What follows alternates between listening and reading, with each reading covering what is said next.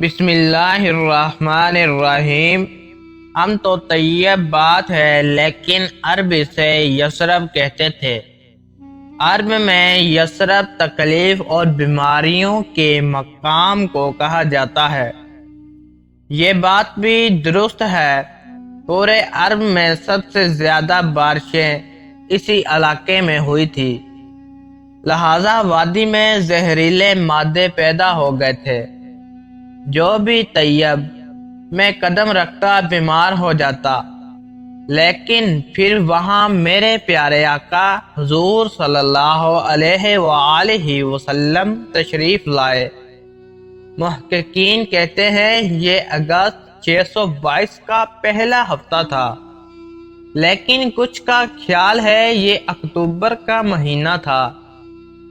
آپ صلی اللہ علیہ وآلہ وسلم قوا میں 14 دن قیام کے بعد یثرب میں داخل ہوئے تو بنو نجار کی بچیوں نے دف بجا کر استقبال کیا۔ حضور صلی اللہ علیہ وآلہ وسلم یہاں سے آگے بڑھے تو یثرب مدینہ بن گیا اور طیبہ منورہ، اور پھر یہ شہر دنیا میں سکون، ایمان، شفا اور قبولیت کا مرکز ہو گیا۔ یہ شہر کیا ہے؟ آپ اس کی حدود میں داخل ہوتے ہیں تو یوں محسوس ہوتا ہے جیسے سلگتے کوئلوں پر چلتے چلتے ایسی آبادی میں آ گئے جہاں گلاب کی نرم پتیاں بچھی ہیں اور ہوا امر و مشد بدن سے جنم لے رہی ہے۔ ناظرین گرامی، بڑھتے ہیں یثرب کے سفر کی جانب۔ انسان کو بڑی شدت سے حضور صلی اللہ علیہ وآلہ وسلم کا انتظار تھا۔ وہ روز صبح گھروں سے نکلتے اور شہر سے باہر آ کر آپ صلی اللہ علیہ وآلہ وسلم کا انتظار کرنے لگتے۔ سورج ڈوبتا تو ساتھ ہی آس بھی ڈوب جاتی، لیکن صبح سورج کے ساتھ شوخی دید پھر آنکھ کھول لیتا۔ اس دن بے انتہا گرمی تھی، لوگ شام سے پہلے ہی مایوس ہو گئے، لیکن جو ہی حضور صلی اللہ علیہ وآلہ وسلم کی اونٹنی نے قبا میں قدم رکھا، ایک یہودی نے آپ کو دیکھا اور کہا، اے لوگوں، تمہارا نجات دہندہ آ گیا۔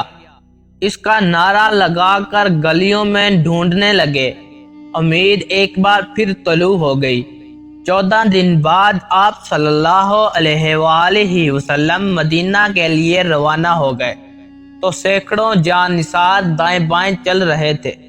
یہ انصار تھے، وہ انصار جنہوں نے آپ کے راستے میں آنکھیں بچھائی، آپ کے ساتھیوں کو اپنے گھروں، کھیتوں، باغوں اور دکانوں میں حصہ دیا اور بدلے میں حضور کو پایا۔ تاریخ کے کوہنین کے وہ شام کبھی نہیں بھولتے جب میرے حضور نے 9 مسلم مکیوں کو مال غنیمت سے زیادہ حصہ دیا۔ چند انصار نے یہ تقسیم ناپسند کی تو آپ صلی اللہ علیہ وآلہ وسلم نے انہیں مخاطب کر کے فرمایا، کیا تم کو یہ پسند نہیں کہ لوگ اونٹ اور بکریاں لے جائیں اور تم محمد کو لے کر اپنے گھر آؤ؟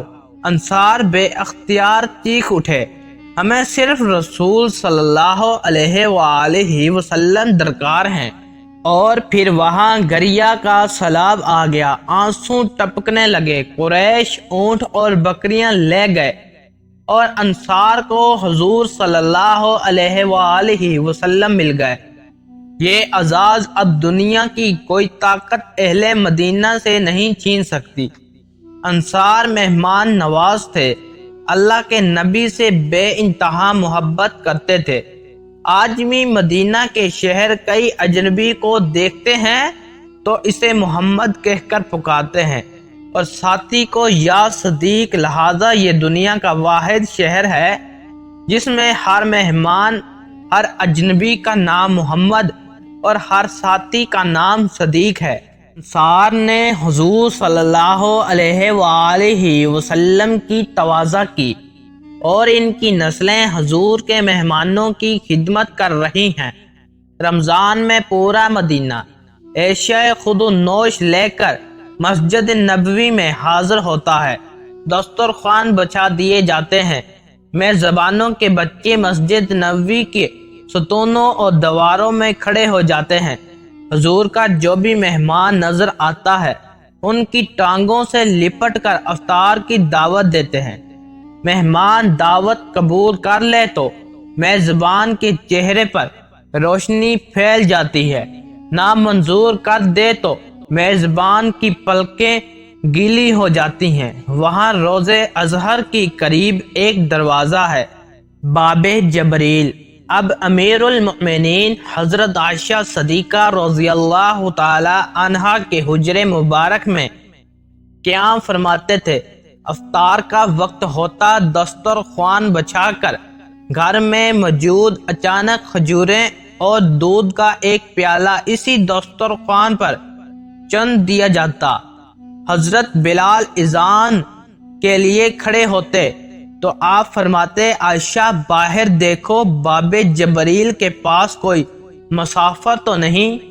آپ اٹھ کر دیکھتی، واپس آ کر عرض کرتی، یا رسول اللہ صلی اللہ علیہ وآلہ وسلم، وہاں ایک مسافر بیٹھا ہے، آپ کھجوریں اور دودھ کا وہ پیالہ باہر بھجوا دیں۔ کیا تمہیں واقعی ڈر نہیں لگتا اس وقت جب تمہاری آنکھیں ہمیشہ کے لیے بند کر دی جائیں گی؟ لمحہ و لمحہ سوچ کے دیکھو کہ تمہیں قبر میں تنہا ہوں گے۔ کیا کوئی عمل ہے ساتھ لے جانے کو، اندھیرے کوٹھڑی کو روشن کرنے کو؟ گھر میں نہیں تو بھی فکر مت کرو، ابھی موقع ہے، پلٹ آؤ اللہ تعالیٰ کی جانب۔ خوشخبری ہے ان شخص کے لیے جن نے اپنی قبر میں داخل ہونے سے پہلے ان کی روشنی کا اہتمام کر لیا، جس نے اپنے پروردگار سے ملاقات سے پہلے ہی اسے راضی کر لیا، اور جس نے نماز پڑھی اس سے پہلے کہ اس کی نماز پڑھی جائے۔ اللہ تعالیٰ محبت کرتا ہے، رب سے جڑنے کا سفر بہت حسین ہے۔ اللہ کو معصومیت پسند ہے، ایسی معصومیت کہ کوئی نیکی کرے اور اسے اللہ کا احسان سمجھے، ایسی معصومیت کہ اگر وہ گناہ کر لے تو فوراً توبہ کی طرف متوجہ ہو جائے، اللہ سے معافی مانگے، ٹوٹی پھوٹی، اچھی بری، پکی کچی بس وہ مانگے۔ اللہ کو گناہوں کی نشاندہی پسند ہے کہ وہ اپنے گناہوں پر نظر رکھے۔ اللہ کو وہ دل پسند ہے جو اس کی محبت سے لبریز رہتا ہے۔ اللہ کو بندگی پسند ہے، اس کی محبت سے بندھی ہوئی بندگی، اس کے خوف سے سہمی ہوئی نہیں۔ اللہ محبت ہے اور وہ محبت کو یوں ہی محبوب رکھتا ہے۔ امید کرتے ہیں کہ آپ کو آج کی ویڈیو ہماری اچھی لگی ہوگی، اور ویڈیو اچھی لگی ہو تو ویڈیو کو لائک کریں اور ہمارے چینل کو لازمی سبسکرائب کر لیں تاکہ ہماری ہر نئے آنے والی ویڈیو سب سے پہلے آپ تک پہنچ سکے۔ جزاک اللہ خیر الرازقین۔